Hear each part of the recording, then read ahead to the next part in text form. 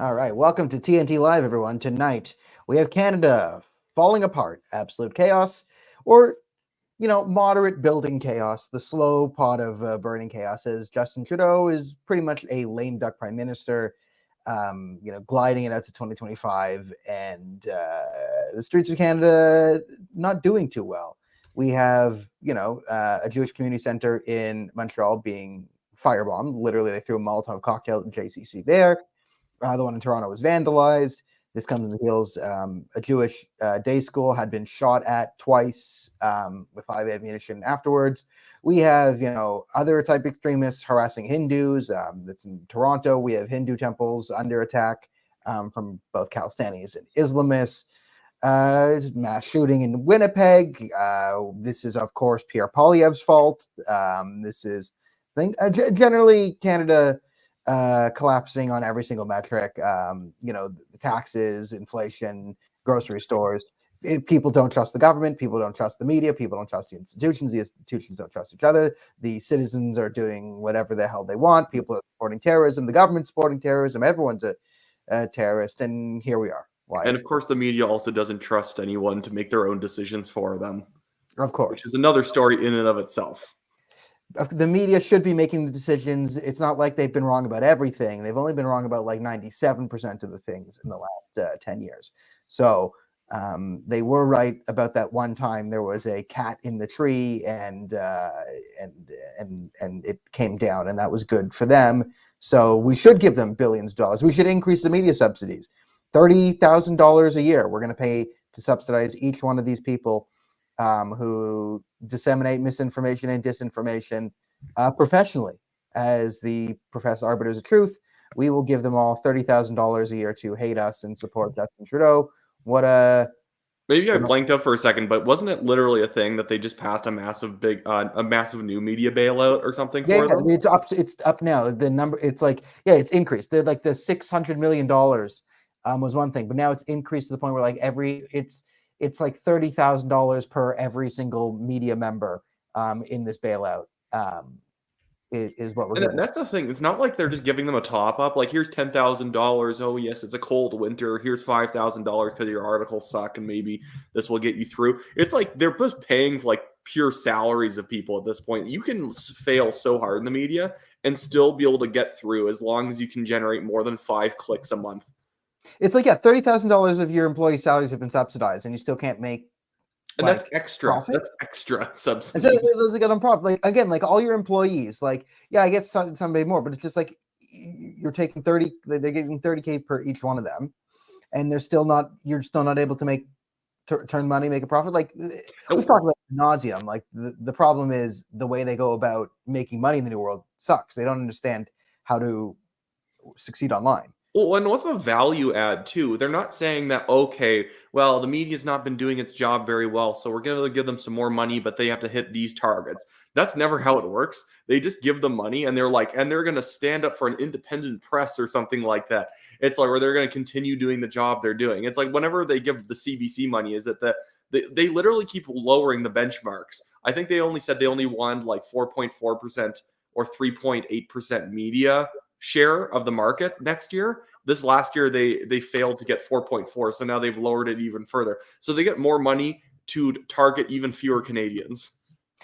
Yeah, I mean, the incentivizing for failing, but the point is not to reach people. The point is to push the narrative, and that's what it is. So, like, this is always been right. I think the good thing though is hopefully a lot of new people see it now.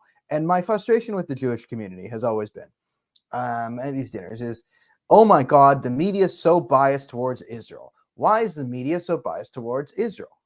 I said, yes, they are biased towards Israel. It's the same reason they're biased towards other things, right? So, like, it was a hard time to convince, like, my left-wing family, like, do you think the same media that lies willfully about Israel, we agree they're lying about Israel? Yes. Do you think they're also lying about the Freedom Convoy?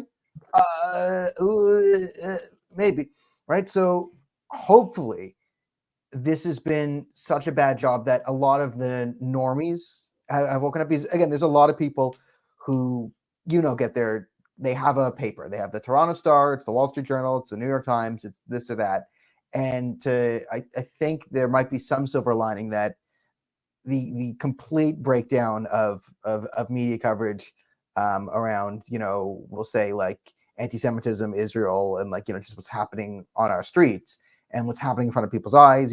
If you're in the UK, right, the people, protesting on Remembrance Day, on all this stuff, and going after, like, there's I think it's gone so far that everyone can tell there's something wrong with the media right now. I think even the people who only consume mainstream media now really see the problem. So that's my one silver lining in the absolute disaster that's been the last few months. And maybe a fantastic transition point now is now this Montreal Molotov story having to do with a Molotov cocktail that was thrown at a what is it, JCC? JCC, Jewish Community Center. Yeah.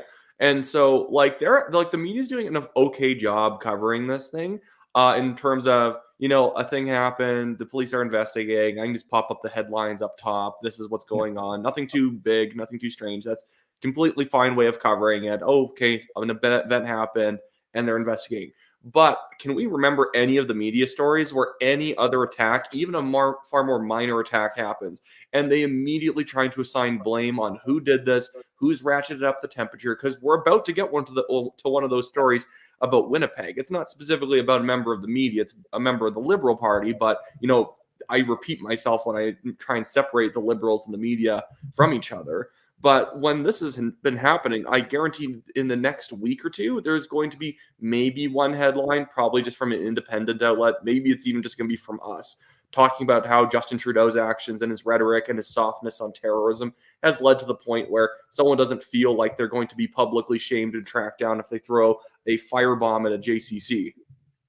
Yeah, that's the real problem. Is there's the media reacts in the right way for 24, maybe 48 hours. Like, we've seen the 24, we know the 24 is there because the media can't drop the veil, because the media has to play this, we're ultra progressive. We are for Jews and Hindus and Muslims and Christians, maybe not, but like all we're for all religions that aren't Christianity. Like, that's the progressive thing, right? In reality, they're not. We'll go into Hindus and Christians and Jews and Sikhs to an extent where they fail in this, but they need to maintain that image. Like, they can't publicly go out and be like, yeah, we think it's good that you just, kill all the Jews. They have to pretend that, we're defending everyone. So when an actual undeniable act of anti-Semitism happens, they have to say they're opposing, right? When it's 99.9% anti-Semitic, that they're fine with. That's anti-Zionism, that's Israel, that's justified, that's reasonable. Let's explain the 99.9%. Listen, yes, they're chanting Antifada, Antifada, globalize the Antifada. Like, this is one of the chants. You see kids getting up and doing the chants. There is only one solution: Antifada revolution. So the Antifadas were a spate of terrorist attacks. It was when the Palestinian resistance, it was to sneak into Israel and start murdering random civilians. This was the Antifada. So the symbol of the kafia comes from. To globalize the Antifada. And there's the first Antifada. The second Antifada was defined by a bunch of suicide attacks and all that. Globalizing the Antifada, calling for more Antifada, like, this is incitement to genocide. Now, like, it's straight up, that's what it is. And to not, right, but the media will cover for this. Oh, no, Antifada just means shake off, it's struggle. It's like jihad, right? Jihad doesn't mean violence. Jihad doesn't mean grabbing a gun, joining ISIS, and trying to create a caliphate. That's not what jihad means. Jihad is an interpersonal struggle of self-commitment. It's like, maybe to a fringe. Well, and we can all understand context.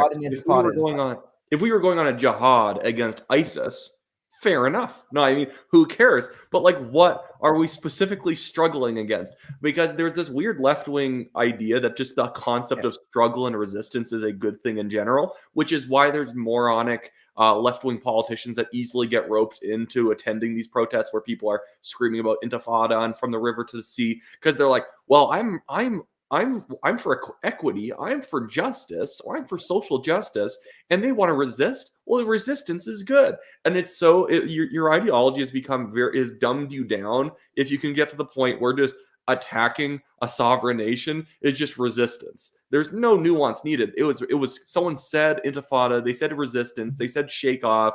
They like Taylor Swift, they want to shake it off, and that's okay if it involves stabbing a few children.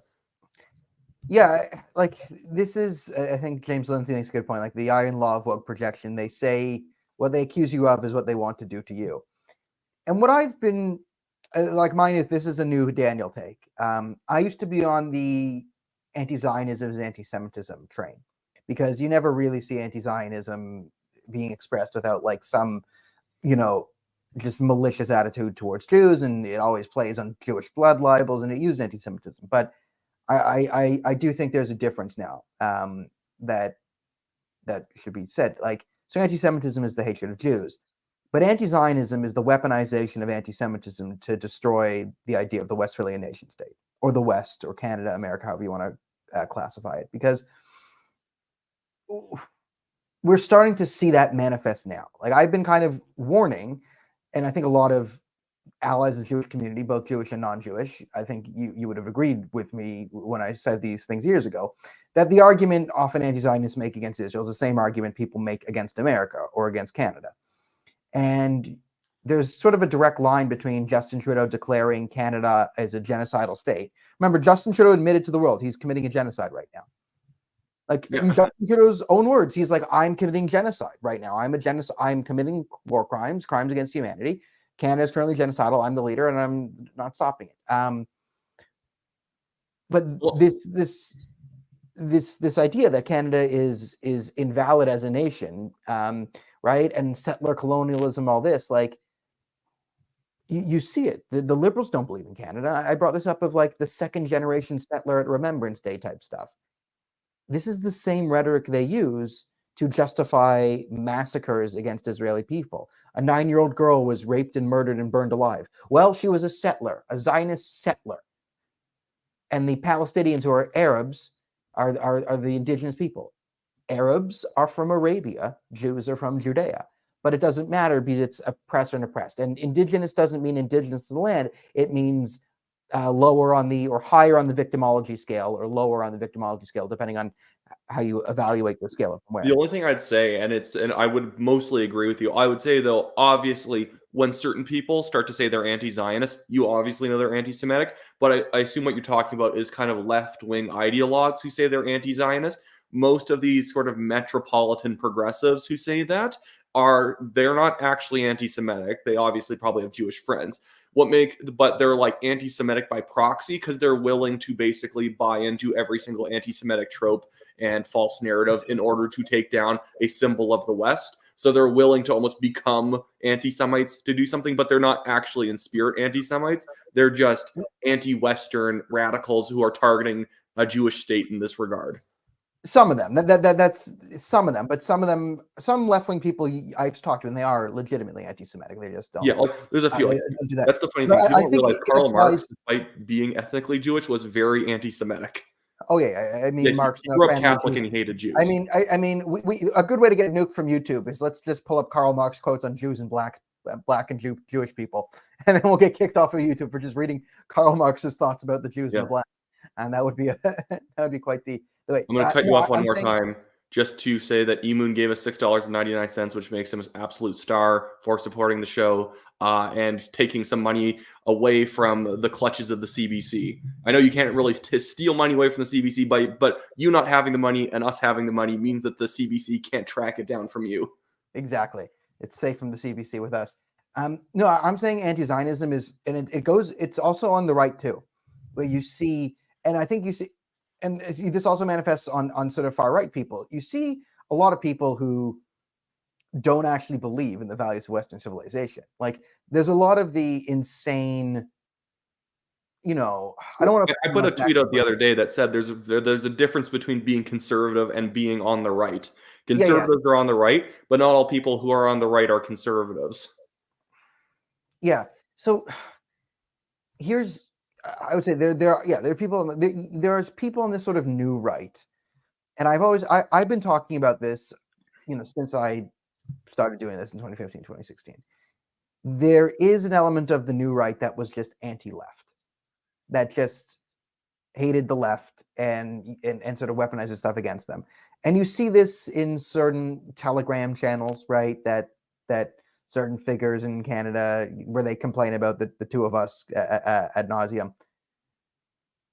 Some of those people do, I will say, love the idea of Canada and in their own way are patriotic. But there's a lot of people, and I've interacted with them, who don't have a love for Canadian values or Western civilization, the Westphalian nation state, what it is. A lot of it to them is like in-group, out-group, ethnic bullshit, Well, like even the white man stuff. even outside of the ethnic stuff, they really do this idea that, oh, if you have any slightly warm feeling towards any country outside of Canada, then you must hate Canada, rather than I like Canada, also Canadian allies are also cool. You know what I mean? And then they'll kick. So they're the types of people, and you're probably getting this, that if you say, you know what, I think Israel has the right to exist, you're like, why do you care about Israel? You should be caring harder about Canada. It's like, I care about Canada 100% already. I can care about other things too. Yeah, and like this is what I mean, I think what we've been trying to tell people, and I think our audience gets it, is foreign policy is not disconnected from domestic life. Like foreign policy has domestic consequences. So when we just go, and isolationism is bad foreign policy, especially for Canada. And also domestic policy affects your ability in foreign policy, right? Our stupid energy decisions to make ourselves energy impoverished and reliant on the bad nations of the world empowers evil actors and pushes our allies into more, let's say, precarious positions where they have to, there's a problem, people might, I'll get accused of being like the supermost pro-India guy ever. You true to India? I do too. It's like, but like, okay, but I'll call out India when I say like, they're reliant on Middle Eastern energy, like the Islamic Republic of Iran and Saudi Arabia, and like they're so reliant on Middle East energy. Now, I also give them sort of a pass here because we're not selling Western energy. Like I'd rather we have an energy surplus in Canada and America that we could then sell that competitively to our allies in exchange for more soft power and influence that you don't have to gain through warfare military. Like people are always like, oh, I hate war, I'm anti-war, you're for war, I'm anti-war, I'm against it. It's like, no, it's always ironic. The people who say they like are against war, and it's like, again, it's not because war is fantastic and that's our position. It's just that you can't just be against war. That's like saying I'm against crime, and then you just don't do anything to actually make sure that we don't have crime on the streets. But those same people are the ones who will share the meme of, weak men create hard times, hard times create strong men. Exactly. I'm like, you guys are actually the weak men. You guys are the ones sitting around saying, who cares if terrorists are blowing people up abroad and trying to topple our allies? That's a different issue. Like that's how you got World War II and the US coming in like 2 years late, and then the war dragging on far longer than it had to. It's because weak men wanted to not enter the war. Narrow-minded and myopic when it comes to foreign policy in the West, and that's a problem. It's a symptom of what is good about us is democracy, which I'm not. This isn't going to be an anti-democratic democracy rant, but to point out, in democracies, parties and politicians tend to focus on short-term goals, on 4-year cycles, this and that, and we lose sometimes the focus on grand ambitions, which is kind of what you need in a world stage: stability and stability in foreign policy, stability in values, and this is all good. All what these people claim to want. Like especially on the right, is like, we want a strong country that stands in our values and knows who we are. Yes, we do. And part of that is putting it into action. And when terrorists massacre civilians of an allied country, we back our allies. When our enemies invade our allies, we back our allies because they see our values. Here's a point too. Values. We can't be a post-nation state. This post-nation state idea is absolute chaos, and I get that, but what are our values? You can't just be like, we're white and Canada. Yeah. And like diversity is dumb. Like, yeah, diversity, equity, inclusion, that's dumb. We could all write a book on how stupid it is. But you can't just have your values based off of this new age bullshit is bad. That's my value. It's like, well, that's where you get these people who are like pro-Russia, and this doesn't mean that you have to want to send a $10 billion to Ukraine right now. But you get these people who are like, I like Putin in Russia because he doesn't like X globalist technocrat. And it's like, who cares? How about we all hate them? And we can also dislike Putin. It's not that hard. But I want to get to this question because I think you'd actually find it interesting. The Zappa says Christopher Hitchens characterized Zionism as a stupid idea, but also recognized that Israel exists now and that's not going and it's going nowhere. So a two-state solution is the option. Was Hitchens anti-Semitic? And I'd say no, in no way.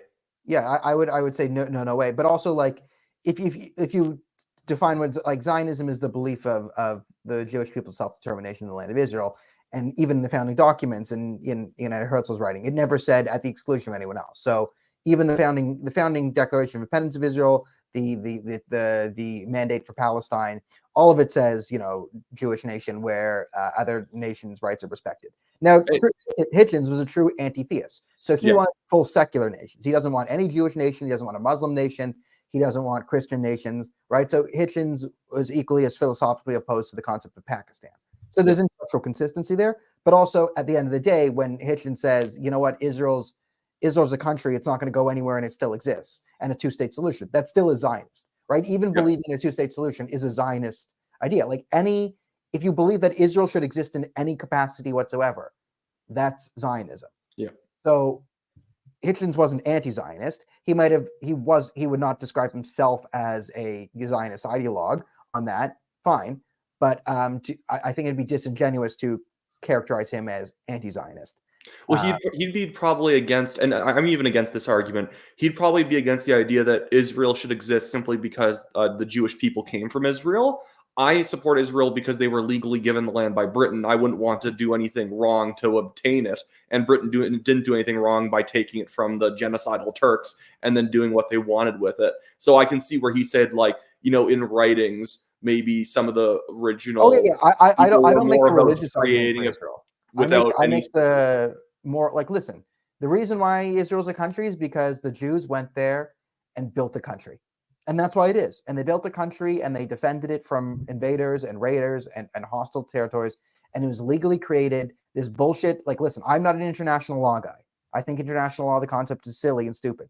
But there's only one country that was founded by a bunch of lawyers in accordance with modern international law, and that was Israel. And there's only one country that we hector about being an illegal country, and that's Israel. Like, Israel's the only country that got lawyers to like check out every single box on the mandate and this and that, and under international every convention. Okay, is it legal? Yeah, it is, and it's the only country that gets called illegal and occupation and apartheid and like all this stuff. So it's farcical in the extreme. I just want to bring up this person, Gorgeous George asks, "What's wrong with Putin?" He's basically a socialist. If you actually look at the Russian economy, his country is deeply atheistic because of the Soviet Union's hatred of anything, while they pretend to be somehow traditionally conservative and or Eastern Orthodox. They're not in any way. He throws his enemies out of buildings.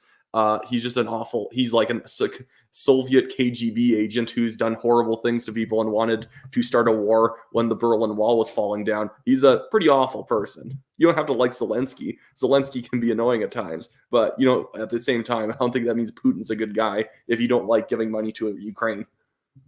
Yeah, that's the thing. It's like, yeah, you can do that, but yeah, just because you don't like Ukraine and the media is lying and mischaracterizing and the media is attacking everyone who isn't fervently 100% Ukraine, right? The media is attacking any of them. And the funny thing is, we've been pro-Ukraine since 2014. When they were first invaded, all the left-wing people who put the Ukrainian flags in their bios didn't care back then. That's the funny thing. I was trying to go after Poilievre for being anti-Ukraine. Yeah, we were OGs anti-Ukrainian. Like, again, I remember when Stephen Harper told Vladimir Putin, like, I'll shake your hand, but you have to get out of Crimea.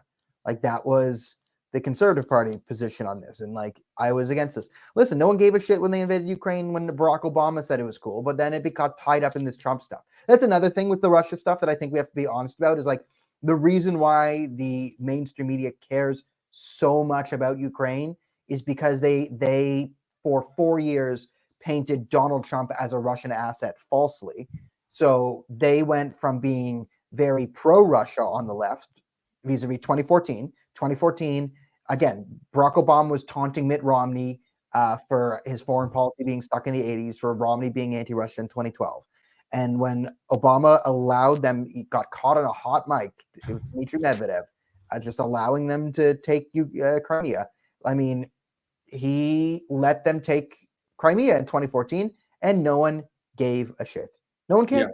Because if in order to give a shit, you have to talk about how Obama was cozying up with the Russians, and that was problematic. And God forbid we criticize Obama, so it got caught in this, you know, bullshit Trump-Russia narrative, where now all of a sudden the Democratic Party is these hardline anti-Russian people, which has never been true. So Yeah, I think people and get just to mad at address me the thing about Oliver Stone's 4-part interview or whatever with Putin or about Russia and stuff like that. Oliver Stone is a famously left-wing guy. He does not like the West, which is why he tends to push a lot of anti-Western conspiracies.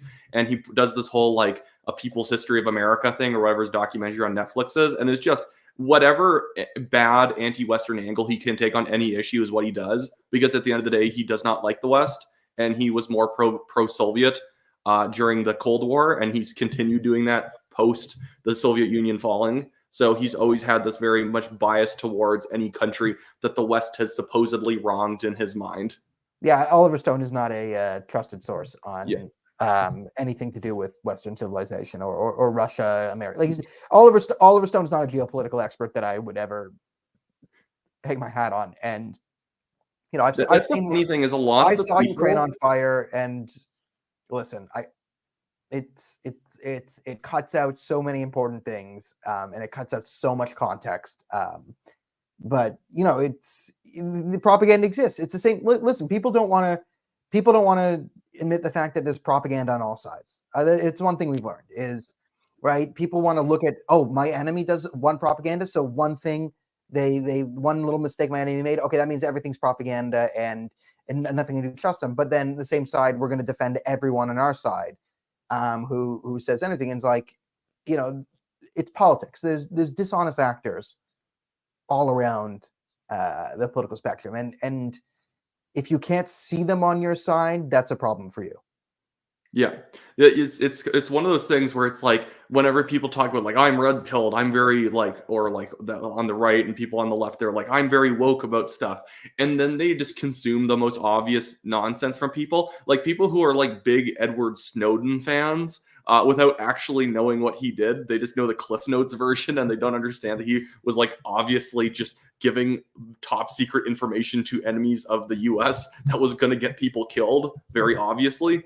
Yeah, I mean, this is the thing of like, so you want to, again, it's a simple thing. Like, we want to lionize Edward Snowden for, you know, blowing the whistle on the fact that the NSA is keeping metadata on American citizens, and this might violate their constitutional rights, and you might have more rights to privacy, and how much is the NSA looking?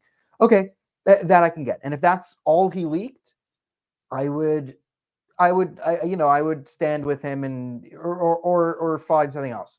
But he did leak unredacted top secret information on American assets globally and put people's lives in danger, and that's a capital offense. If you're gonna leak classified documents, you have a responsibility to look through everything you're leaking and redact anything that would get people killed. I've even heard that there was already investigations from Congress people into the misuse of surveillance, and so he actually didn't do anything. They've just kind of rewritten it that, oh, you know, he tried to reveal this thing. I'm like, it was already out there. Actually, it was actually already. It was nothing we didn't already know. Like, again, he kind of like, I guess, gave the proof, but this is one of those open secrets that everyone knew. So it wasn't even, you know, that mind bending. And again, like, sorry, like, even if you like it and you're anti-government, like, listen, I'm pretty anti-government. I think we need less government. You know, I'm pro freedom, and you know, I don't think the government. I think metadata surveillance also isn't a good idea, because I don't think it like, listen, I don't know, actually, I don't know the outcomes, but I don't think it's a good tactical decision as it is. But you can't blame a country for having reasonable laws around security, vis-a-vis like treason and like leaking data on Canadian assets. Like, there's Canadians right now, more Americans, but like there are Canadians right now and Americans and people of different countries like MI5, MI6, who are deep cover, you know, monitoring terrorist organizations, giving information back to the government about potential threats to the lives of our people. And if you just leak these operations and completely shelve them and destroy them and ruin the things, like, you're costing people's lives, and that's not something, oh, the American government just wants to save face. Like, no, that's a serious crime that Edward Snowden committed, and you know, Chelsea Manning too. Like, this is, they leaked unredacted classified data of Americans in the field. Like, yeah, maybe a good transition point here, because we were kind of, I forced us down that rabbit hole. I'm very sorry, but to go back to sort of like the way that news is covered in this country, or it's reacted to. So nobody, you and I, we would blame Trudeau for being soft on extremism, soft on terrorism. He's randomly running down Israel for, like, he's doing the, well, they better be very careful about fighting Hamas and all this stuff, about acting as if Israel has to be warned about human rights violations when they're literally doing the most they possibly could to avoid civilian deaths while still trying to, like any reasonable person would, achieve their military aims. Like, all these people saying that you can't fight a war if there's going to be civilian casualties are basically saying that the Germans... They've never read the Quran. Well, it doesn't matter. If they never want... Guys, read the Quran. Yeah. Read the Quran. Muhammad clearly outlines who the acceptable amount of civilian casualties in a war. Let's just read what the Quran has to say about civilian casualties in war. And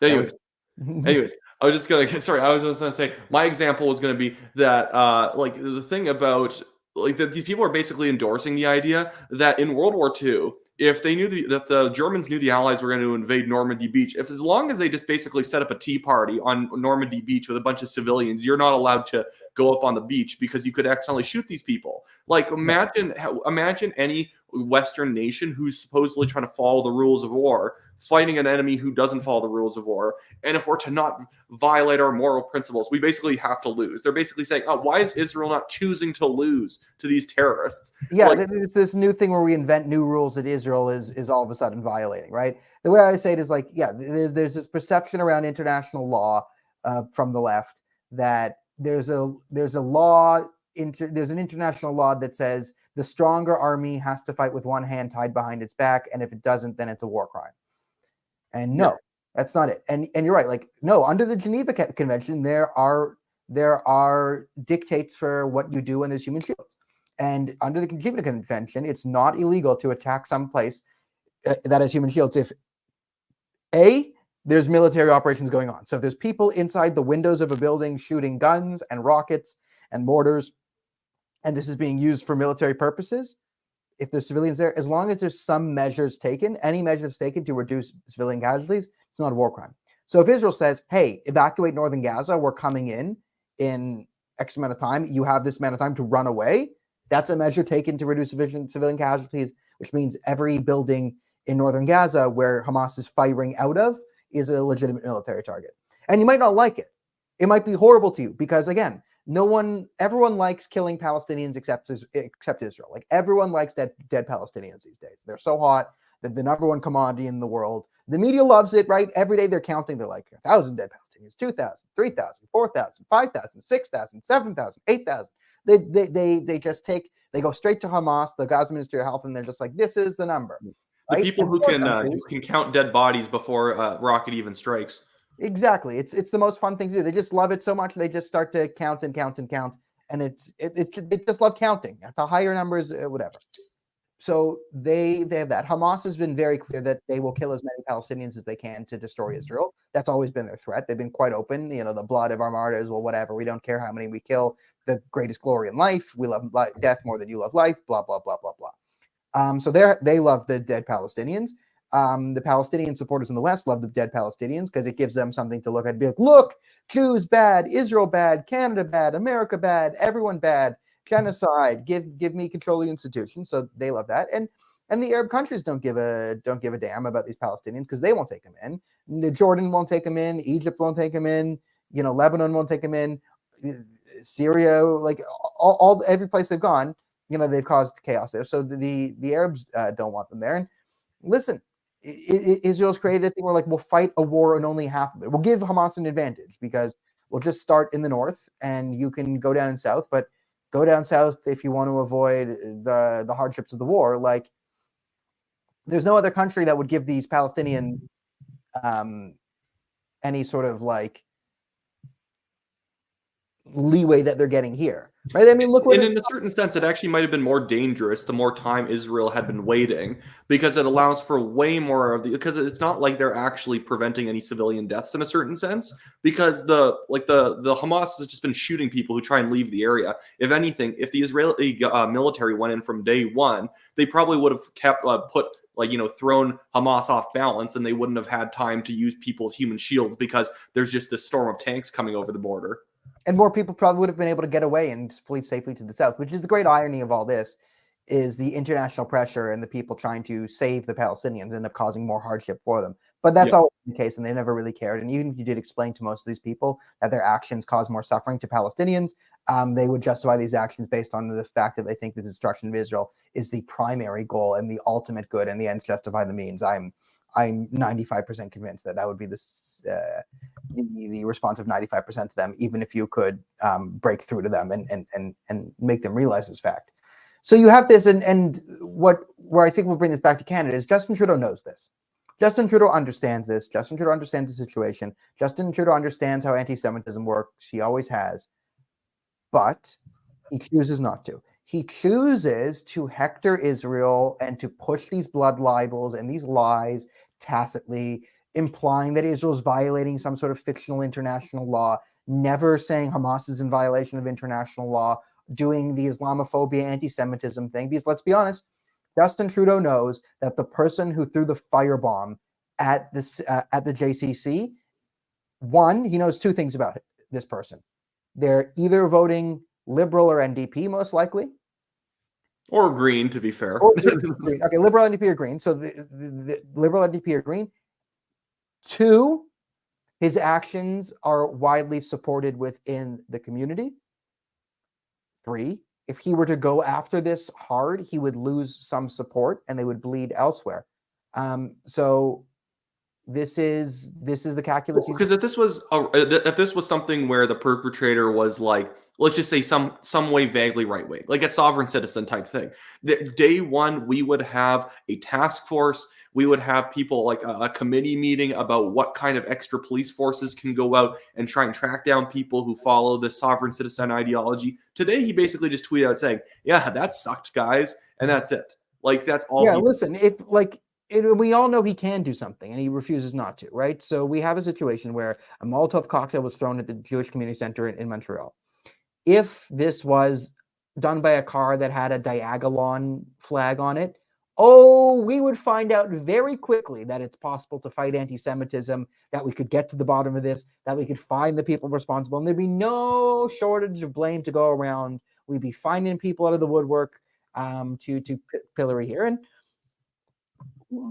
we all understand that, right? If any sort of white nationalist or quasi-white nationalist attack a Jewish community center, then all of a sudden we'll go we'll see that all of a sudden anti-Semitism can be named and shamed. We can find out who's behind it. We can talk about the roots of it. But the person who firebombed the JCC is either a radical Islamist or a hardcore neo-Marxist.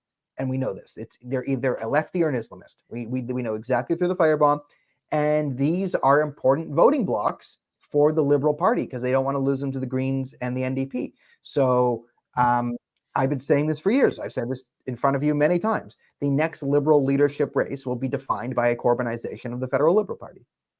Yeah, no, I 100% agree. But okay, and now we actually do have a counterexample. Horrible because I think 4 people died, but we have the example of the shooting that just took place in Winnipeg. I think they still don't know who did it. It was kind of like a mass shooting that happened at night. There's 4 people dead. It could be more people who might have died. It was just down a street in the capital of Manitoba. We don't know much about it, but what a Liberal MP does know is this somehow has to do with Pierre Poilievre. Zero facts on the ground, but a shooting happened, and Poilievre somewhat in favor of not taking guns away from the types of people who don't do shootings like this. So ergo, he's somehow responsible. So we have MP Ken Hardy here, and I'm just going to read out his tweet. Beyond troubling to see another mass shooting in Canada, now in Winnipeg, and we've lost so many police officers. Might it be the antisocial, burn everything down, far-right attitude we're seeing creeping in from the U.S. and the creep on the Canadian side, Pierre Poilievre? Like, what is he even on about?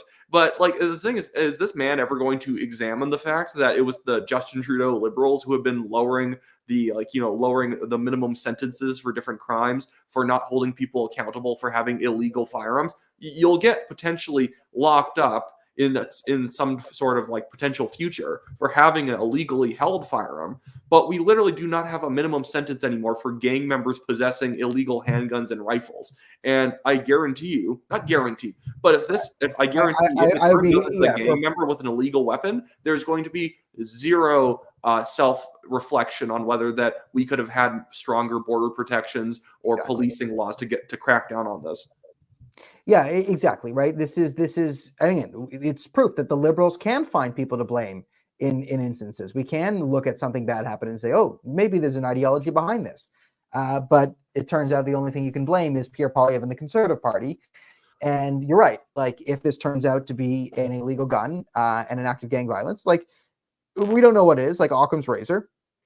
Listen, sometimes you're wrong. Like, sometimes listen, sometimes something bad really happens, and the most reasonable explanation is like, listen, there was a car that just exploded at the U.S.-Canada border crossing on the day before Thanksgiving, right at like a checkpoint thing. Cars don't just randomly explode. So when you hear that a car exploded, like, and you see the fire of a car like at a checkpoint thing, there's like a 1 in a million chance this is not terrorism.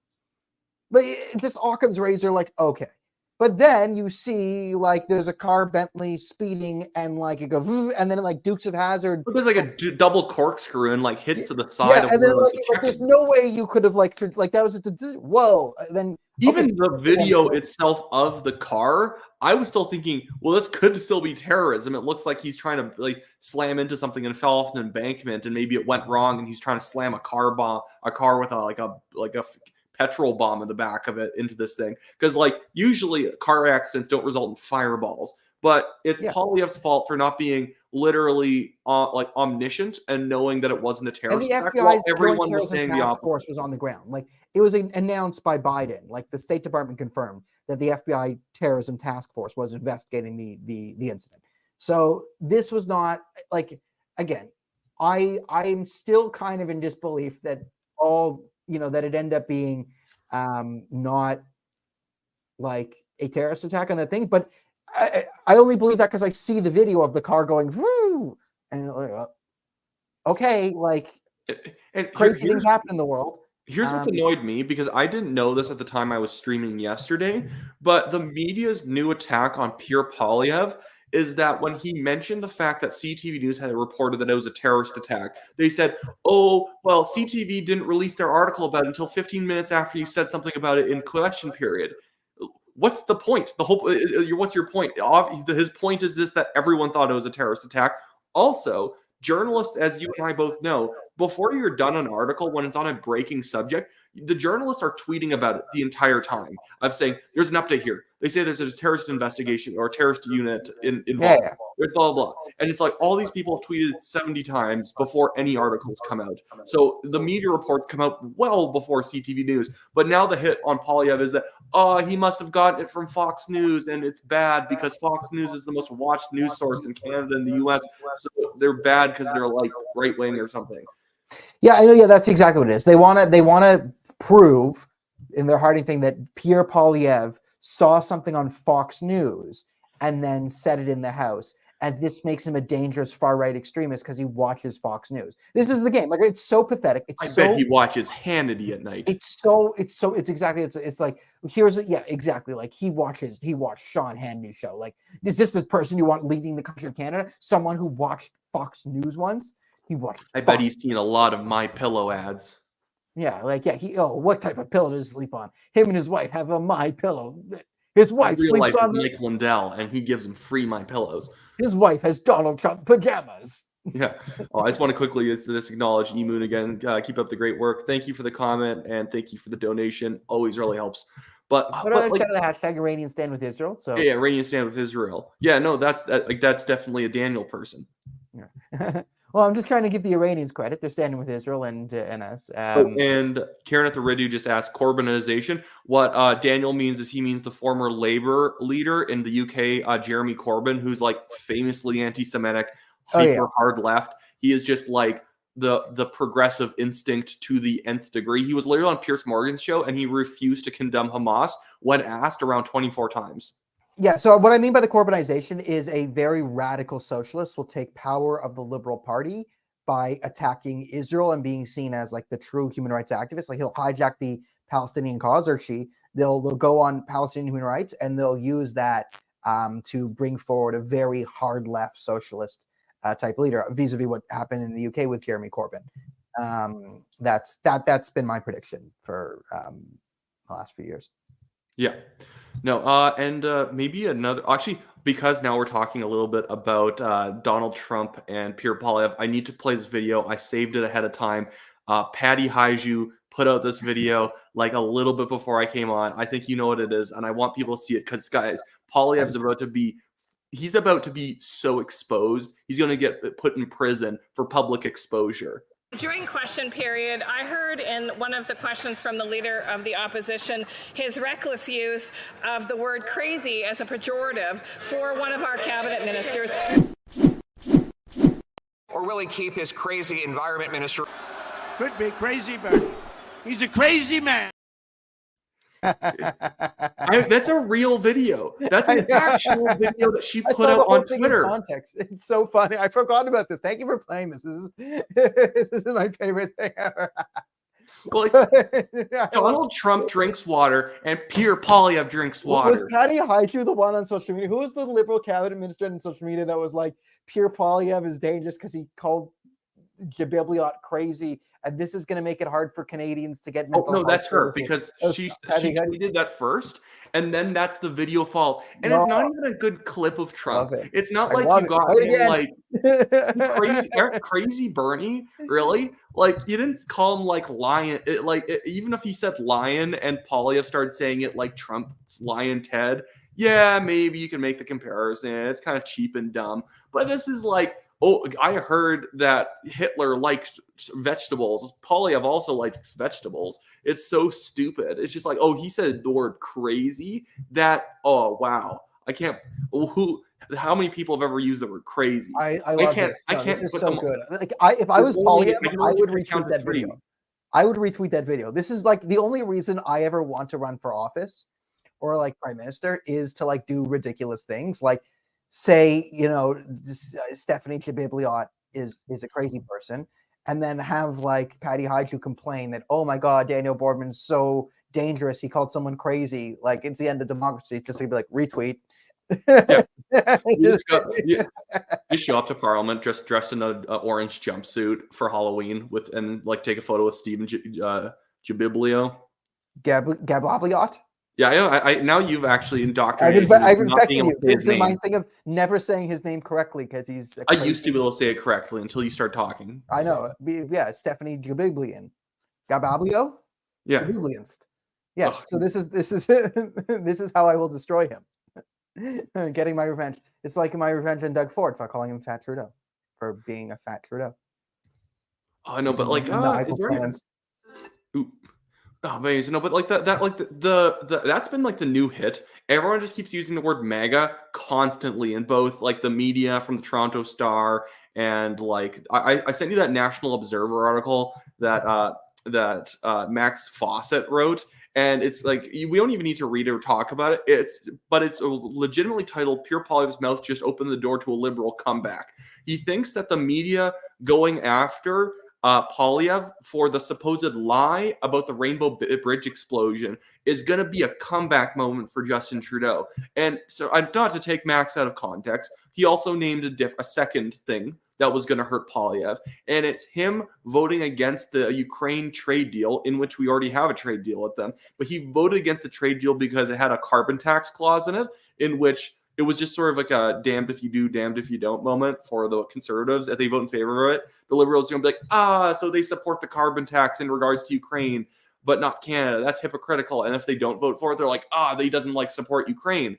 But these are the two moments. people like Maxwell Fawcett think they're going to actually are going to secure a win for Justin Trudeau, or think that a comeback can happen. Even I think that it was Chantal Hubert when she was on CBC in that clip you've probably seen, Daniel. She even makes the point that she even says, I've been repeating that Poilievre will basically lie about anything, he'll attack anyone to get power, and that me saying this has started to catch on in the media. These people like openly tell you that they're basically just propagandizing. Like Chantal is an opinion journalist, but like it's so blatant that they just try out talking points to see if they can launder them into the mainstream discourse. That's why Chantal Hubert wrote like 15 articles about how Poilievre was supposedly unpopular, until the polling got so good for Pierre, she had to go say that I'm taking a sabbatical. I'm not going to write anymore for a while, because it was so embarrassing. But that's probably what she was trying to do. Just say he's unpopular so often that people around the kitchen table around Thanksgiving saying, someone's like, oh, I'm going to vote that for that Pierre guy. He's pretty cool. And then like some, person with blue hair is going to be like, but he's unpopular. You can't vote for him. Canadians. It's the mean girl strategy. This is what I've been calling the Liberals for. This is the mean girl strategy. It's their high school mean girls spreading whispers and rumors, saying he's not cool. Why are you sitting with him at lunch? And, that can work on a lot of people. It can work on weak people. It can destroy Erin O'Toole. It can destroy a Peter MacKay. It can destroy a lot of vanilla tofu conservatives who are too scared to stand up to it. But the best term I got the other day was club soda conservatives. Yeah, club soda conservative. But it doesn't work if you don't do that. Like if you're like, wait, who's a loser? The captain of the hockey team? Yeah, he's a loser. It's like, no, he scored a hat trick for our team, and we beat Leaside the other day. It's like, okay, then it doesn't really work, right? If you just like don't let it get to you. That's always been the thing. So Chantal Herbert's been so conditioned to like, they can usually just declare people to be unpopular, and then they start fussing and falling over themselves. Well, it's that idea, and you've heard this, and it's not even, I was going to say in the 2016 election with Trump and Hillary, but it's not even just that one. It's pretty much every single one whenever a candidate wins that the mainstream public didn't like, whether it's a primary, a nomination, or a general election. You always have an article in the aftermath of this stuff, and I swear we are going to see it after Poilievre wins in 25 or whenever the election comes about, unless he just does. The only way Poilievre could lose now is if he just chooses to lose. But you're going to have an article written where someone says, I can't believe he won. Everyone I know didn't like him. Yeah. It's like, well, yeah, because you live in downtown Toronto and you don't talk to anyone that doesn't already agree with you. This is like the most stunning indictment of like the bubble they live in, and they just have no perspective on it. Like it's so fun. That's why I love this stuff, because it's like, it's so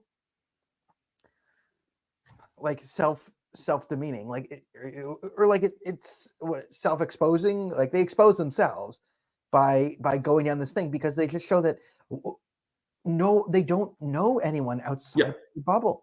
The existence of Pierre Poilievre has destroyed Andrew Coyne's brain, because every Conservative Party leader was supposed to give intellectual back rubs to Andrew Coyne. Yes. And his back is breaking right now. It is seizing up from the lack of just like lubrication of the hands of like Erin O'Toole, just saying how like, oh, Andrew, you're so smart. That's why I wrote this 50-page report on all of my policies that nobody likes. But it has so many subheadings and little bullet points underneath the policies. You're going to love it. And he literally scorns anyone who likes Poilievre, because Poilievre, and not in a bad way, he's simplistic. Because the whole point when you're creating a vision for the country, you're saying, this is my vision for the country that I think we should move towards.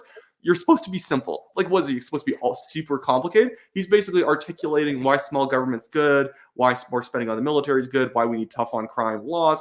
That's totally fine. Like, you don't need like, a 10-page report to say, maybe we should actually lock up criminals. That doesn't require it. But in Andrew Coyne's mind, to be part of his bubble, you have to you don't actually and even again, Andrew Coyne's not a conservative, even though he considered himself one. He's like a managerial. He's like in favor of managerialism. He loves institutions. The man would never criticize a Canadian institution, because he thinks the conservative thing to do is protect institutions. So if the Liberals set up the Office of Diversity, Equity, and Inclusion, well, the Conservatives must defend that institution, because Conservatives defend it. So he's the conservative who fights for the status quo the Liberals create. Exactly. This is like the best Andrew Coyne summary I've ever heard. Yeah, and he doesn't say anything about it. I have an article about it. I know you have an article. You're an expert now, and you get under his skin. No, that's and for people asking me, is Andrew Coyne's like on the Chantal Herbert CBC had issue Rosemary Barden Andrew Coyne. I'll play the clip in a second. He's like, he's one of the, and then he writes articles. He's famous for pulling out a thesaurus and using 800,000 words to say nothing about anything. And I love that line about, because he's so used to getting background from all the Conservative Party leaders, because his goal in media is to set the false bounds of what an acceptable conservative is. So it's almost like it's like a left-wing trap where he comes up, where like you're a conservative and you come to this big fork in the road with all these different sort of paths you could go down, and he's over there sitting in front of the red trail saying, "Oh, if you go down that blue thing, you're going to fall off a cliff. No, come down here, this little narrow passage. It's where you're going to be safe." And he like basically leads you into taking all the dumbest positions possible. It's and like, you can take, Andrew, you said I was doing everything right. It's like, well, that's Aaron O'Toole should sue Andrew Coyne, basically, is what I'm trying to say here. He did every single thing Andrew Coyne wanted him to do, and he only lost harder. Yeah, I mean, that's the thing. Is like Andrew Coyne is living the fantasy world. Yeah, he's like, conservatives are allowed to talk about a tax cut sometimes, and we can be pro-monarchy and Canadian history, and that's conservative now, because even a tax cut, I would argue that he thinks a tax cut is vulgar. He's the type of guy. He's very much a Brian Mulroney conservative. He's not going to lower spending. He's like a Doug Ford's the exact same way. They're never going to actually lower spending or taxes. What they're going to do is make the spending more efficient. And they're going to spend it on jobs programs, and they're going to spend it on propping up businesses, because I'm pro-business, because I'm a conservative. And so they just subsidize businesses like EV factories and whatnot. And hey, look, we created jobs in the private sector, quote unquote, even though it's effectively completely run on the whims of the public purse. But whatever, he's a conservative because he's institutional and business minded. I don't know. Anyways, I just want to transition to the clip because it's frustratingly stupid. It will be very hard to sell a leader who is turning out to be an intellectual bully, especially one who picks on people who are smaller than him, in the sense that the journalist asking a question is smaller than someone who is the leader of a major party. And I don't know what is being said outside Quebec in the other language, but I was on a panel today, and the words I used associated with Pierre Poilievre, and they are gaining currency, is that he is someone who will lie whenever it suits his purpose. Last word to you, Andrew. Well, it depends what kind of leader you're looking for. You know, it used to be we looked for leaders, we wanted to look up to them. We wanted leaders, and we looked up to them because they were able to rise above these kind of petty squabbles. This is small and insecure, and it appeals to people who want a leader they don't have to look up to, who's just as small and insecure as they are. That's not the kind, I think, that most Canadians are looking for. I think they want people who are uniters and not dividers, who are people who are trying to appeal to the best of us and not the worst of us. I did pull that clip from True North's polling of it, so go subscribe to True North on YouTube as well to pay penance.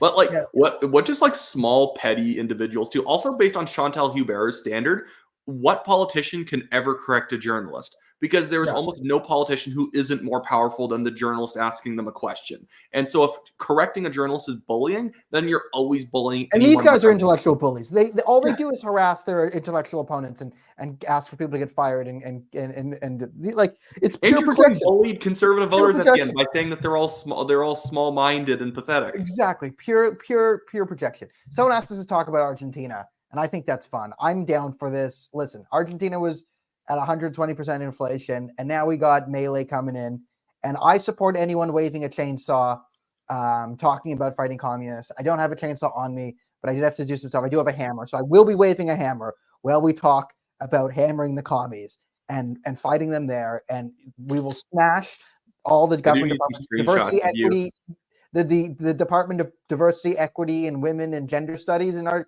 smash, right? Yeah. Smash. So this is my new Argentina look, is just waving around different tools while yelling about communism. You can go Wyatt. I'll put myself on mute and you go. Don't worry. I did just take a screenshot of you just so I can encapsulate what this episode was about. Here's the very funny thing about what's his first name, but I know Melee. Yeah, Javier Melee. But the funny thing about him winning is that he's actually not quite a full libertarian. They always call him like a crazy libertarian, even though he's actually very socially conservative. But the media is acting like it's a crazy guy who wants to destroy the government versus an extremely reasonable guy who is like not even a socialist, and has not even a socialist. inflation. He is a form of a socialist. He is a socialist. But what I want to get down to more is how hypocritical the left is. He is a Peronist, an actual trade unionist fascist. When I say trade unionist fascist, Peronism is fascism, and this is the Peronist party. And fascism is trade unionist socialism. So if anything exposes the idea that the left doesn't actually oppose fascism in any way, if someone who actually wants to reduce the size of government and empower people is running in an election, they will back the fascist against them. And again, the person that Milei was running against was like the finance minister for the last 10 years. And Argentina, or maybe not that long, but he's been around a long time, at least in government. And Argentina has defaulted on its debts 10 times. And they're like, this guy wants to do something new. Disgusting. I can't believe someone wants to try and do something that actually might turn the country around. So never believe these people when they are pro-reformer like they do so often in elections. They don't actually like reform. They just like their ideology. If the reform lines up with left-wing ideology, they're totally fine with it. And as long as you call fascism something different, they'll get over it. Juan Perón, if people don't remember, also was one of the biggest facilitators in Nazis fleeing Germany and hiding out in his country. He is actually a very pro-Nazi gentleman, and for some reason the left likes his party, maybe either because they're fellow socialist travelers, or they're just so stupid they really like the movie Evita. Maybe both, but I think anyone who does anything to get towards utopia, the left will back. Nazis, Islamists, anyone in the utopia gang will get the support of the left there. And then you got Geert Wilders coming into the Netherlands. That's a significant blowback to what we've seen in the streets since October 7th. I think Hamas did a good job in waking up the Netherlands. So that's interesting. And again, they're going to call him far right or whatever, because he's anti-immigration and he's anti-Islam in some ways, and we probably disagree with the extent to which he talks about certain things. But you have to realize, in the historical context of what's happened to the Netherlands, there's a reason why people are voting for him, and that's where I think a lot of people have to realize in any election, when people vote for something, they voted for that person for a reason. But the media always pretends that whoever wins an election, if they don't like them, people were tricked. And if they like them, it was a big, it was a refutation of the current system. Yeah. I see people are happy with the hammer and unhappy with the hammer. Listen, if you want to support the show, buy a chainsaw and send me an actual chainsaw so I can wield a chainsaw while screaming about commies like my hero in Argentina. We should have a Kathy episode where Kathy Esther Duggan comes on, which is a fantastic name for someone who wants to show us how to hammer well. And you guys just sit there and wave around hammers like, no, this, no, like this. Daniel, not doing it right. It's like this. And I'll just keep talking about whatever the issues of the day are. I'm going to start smashing my decks to pieces on live stream. Just smash the lights. That should just be your new character. Just on any podcast you go on, you need a hard hat. Need a hard hat? Yeah. I need a chainsaw. I need a chainsaw to fight the commies. And if anyone doesn't understand the reference here, I don't know. I just had a hammer near me because I had to put nails in the thing to keep this thing on the wall. No, there's been a bunch of things where Melee has been waving a chainsaw over his head to support the working class or whatever, yelling about things. So this is my new spirit animal.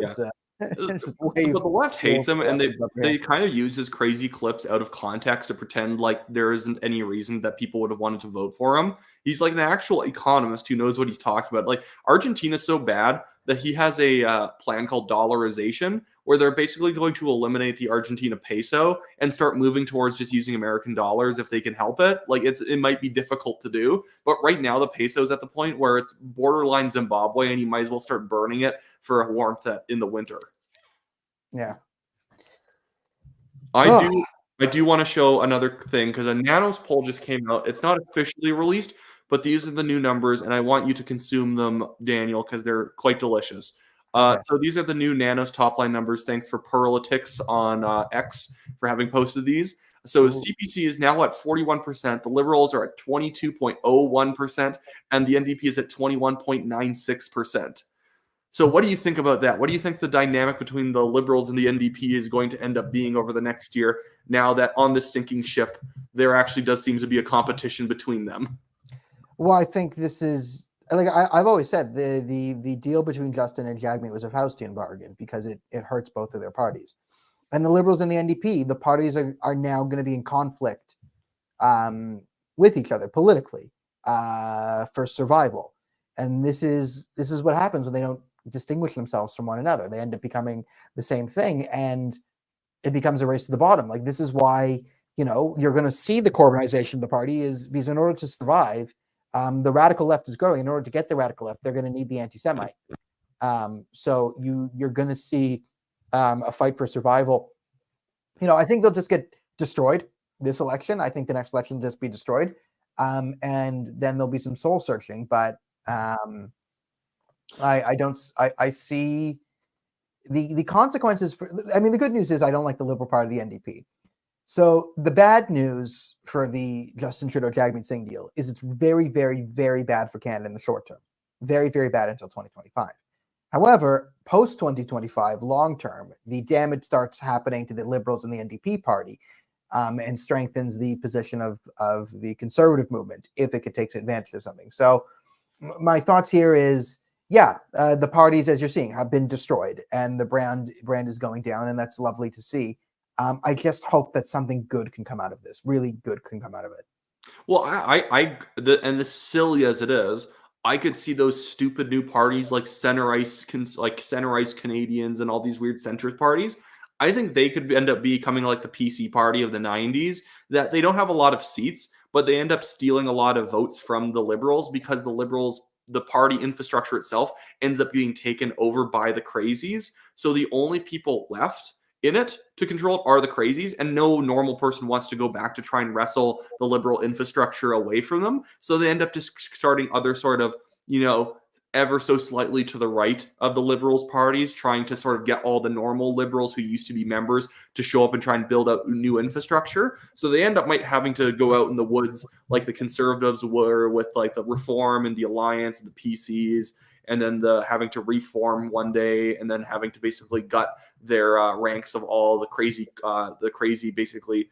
No, they never had to gut anyone for the crazies inside the Conservative Party, because Conservatives can actually get along. But what they'll have to do in the Liberal Party is what the current Labour Party in the UK had to do, is that Keir Starmer had to basically fire every single Corbyn person, because it wasn't just that they were ineffective and bad at their jobs, is that they were actively hostile to anyone who wasn't a pure socialist anti-Semite like Jeremy Corbyn was. It was nuts. It was actually kind of funny if you ever go back in time over the past few years before Starmer became the UK Labour leader. Watching the Labour Party conferences were hilarious, because these people had no clue what the average UK resident wanted. And let's be honest, the Conservative Party, as if you follow UK politics at all, the Conservative Party in the UK is not very good at its job. They basically win by default because Labour has decided to be like they were in like the 70s, but before Margaret Thatcher took over, just unhinged in how just hyper left-wing, socialist, revolutionary, Labour that they had become. Yeah, there's the thing, and people are talking about, will they merge? I don't think the parties will officially merge. I don't think they can. I think it'll be the death of them. I think a merge would do that. And okay, so I want to address this. Yeah. NDP are holding steady. What's up with that?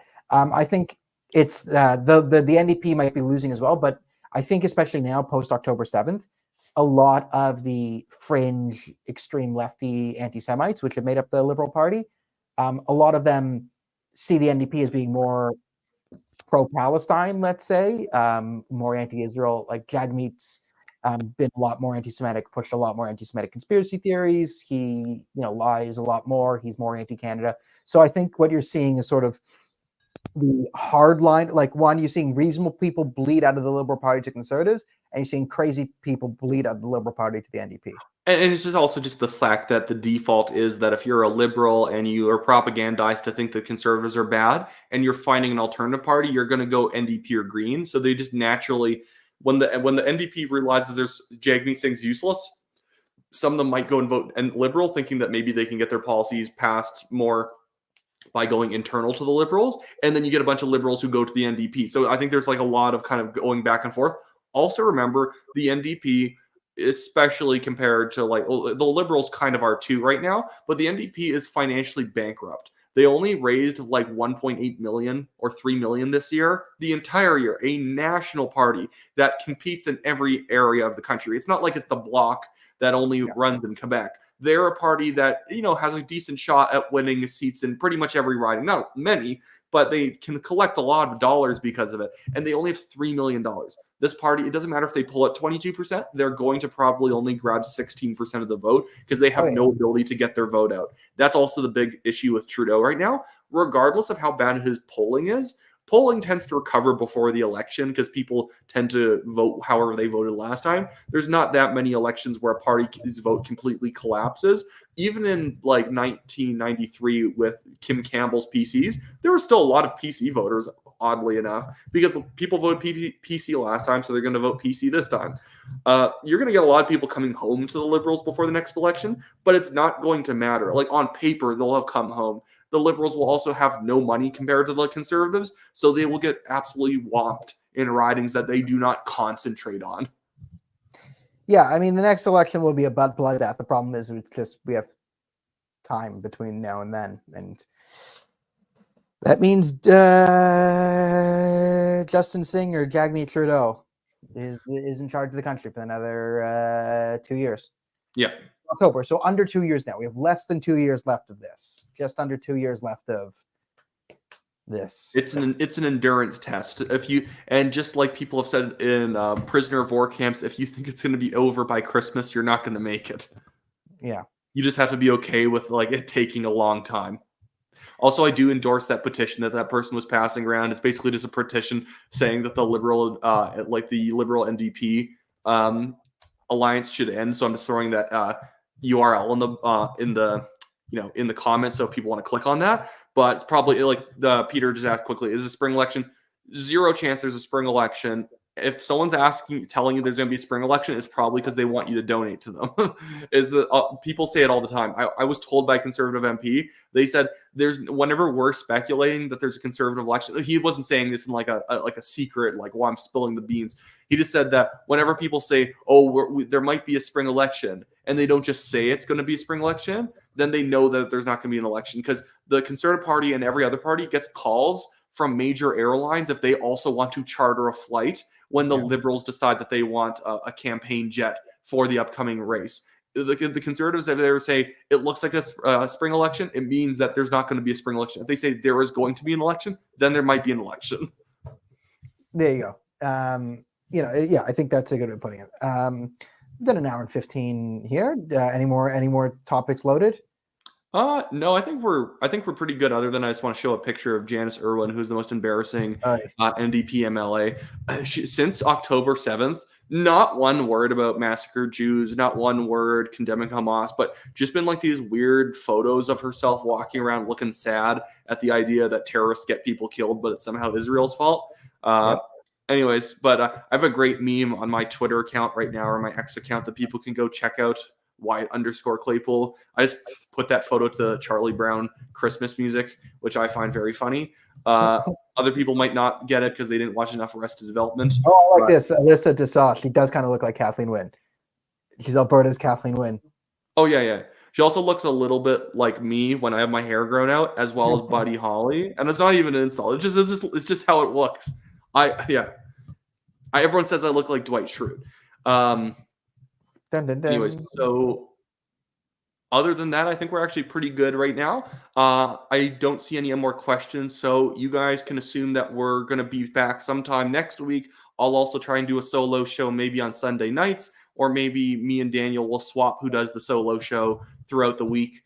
We're going to try and put up more content. The actual viewership has been spiking recently. So do whatever you can to help us out. Also, you can indeed, not that you have to, you can indeed donate to my Give, Send, Go. I just went through questioning with the guy suing me. It went very well, but he is trying to drag it out as long as possible to make sure he can exact a pound of flesh out of me, even though I did nothing and TNT did nothing wrong.